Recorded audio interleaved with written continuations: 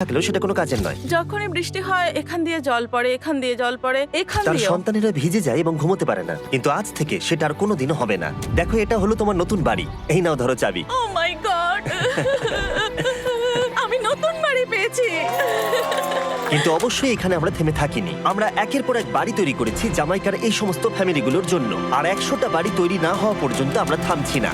কিন্তু দুর্ভাগ্যবশত আমাদের পরের ডেস্টিনেশন হলো একটা নদী যা প্রতি বছর 100টারও বেশি বাড়ি ধ্বংস করে দেয়। বর্ষাকালে এই নদী প্রতি বছর ভয়ঙ্কর রূপ ধারণ করে, জল বেড়ে যায় এবং দুপাশের বাড়িগুলোকে ভাসিয়ে নিয়ে যায়। তাই এখানে থাকাটা খুবই দুর্ভাগ্যজনক। যেমনটা তোমরা দেখতে পাচ্ছ, ওখানে একটা ফ্রিজ আছে যেটা দেখে মনে হচ্ছে কোনো একটা বাড়ি ভেসে গেছে। একদম ঠিক। তাহলে তুমি বলছো বন্যা হলে নদীর দুপাশে যে সমস্ত ফ্যামিলিগুলো থাকে তাদের বাড়িগুলো সম্পূর্ণরূপে ধ্বংস হয়ে যায়। হ্যাঁ, এটা ঠিক। সেই কারণেই আমরা এখান থেকে অনেকটা দূরে এই সম্প্রদায়ের জন্য অনেকগুলো বাড়ি তৈরি করেছি। মজা করছি না, আমরা দিতে চলেছি এই বাড়িটা, এই বাড়িটা, এই বাড়িটা, এই বাড়িটা, এই বাড়িটা,